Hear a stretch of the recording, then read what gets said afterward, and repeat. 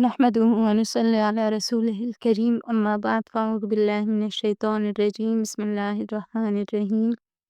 د ازمنې د ګروپ محترمو ګډونوالو السلام علیکم ورحمة الله وبرکاته. په دې هیله چې ټولې خویندې به ښه اوسئ.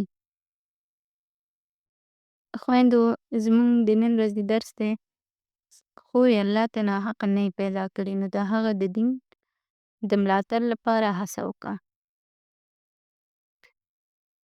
وی خورې ته باید دا فکر ونه کړې چې ته یوازې د دې لپاره پیدا شوې چې سینګار وکړې، فیشن وکړې، ښه لباس واغوندې، ښه ځان ښایسته کړې، نکاح وکړې، پخلی وکړې، د کور نور کارونه وکړې، بلکې د دې لپاره یې چې تر څو ته د نورو مېرمنو په شان د الله تعالی د دین ملاتړ وکړې او د یو ناپوهه کس د پوهې سبب وګرځې. لکه مخکینۍ مېرمنې چې تېرو درسونو کې مونږ وویلي، مختلفو مېرمنو په اړه موږ وویل چې څه کارونه یې کړي او څه ډول یې د دین لپاره قرباني ورکړې او څنګه یې دا دین خلکو ته رسولی دی. نو هره مېرمنه باید دا کار وکړي.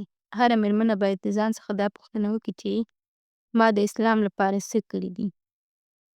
څو نجونو زما په واسطه توبه ایستلې ده، چې یعنې مثلا ما ورته یو نصیحت کړی او هغوی د هغې بد کار نه توبه ایستلې.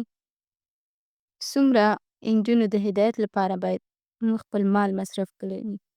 خو بیا هم زموږ اکثره خویندې دا خبرې کوي چې زه دا جرئت نه لرم چې زه خلکو ته دعوت وکړم، دا جرئت نه لرم چې یو څوک د کوم بد کار نه منع کړم.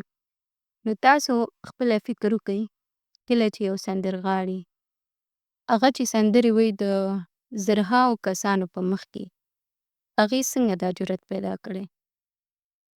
لومړی دا جرئت د اسلام نه یې مخ اړولی او بیا دې جرئت ته یې ګوره چې دا د خلکو په مخ کې څنګه سندرې وایي.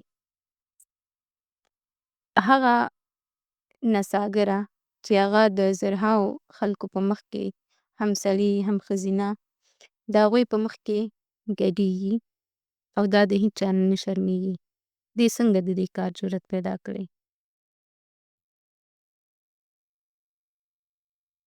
خو کله چې د یو مېرمن نه دا غوښتنه کېږي چې ته د نصیحت او دعوت دنده په غاړه واخله، بلکې دا په دې بهانه چې زه جرئت نه لرم، ځان خلاصوي.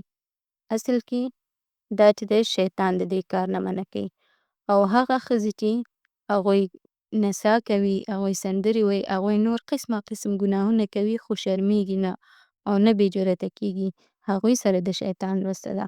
نو د دې لپاره باید د شیطان د وسوسو نه ځان وساتو. نو محترمو خویندو، دا کوم دین چې موږ ته را رسېدلی دی، دا موږ ته د صحابهو په قربانیو را رسېدلی دی، د هغوی په وینو موږ ته را رسېدلی دی.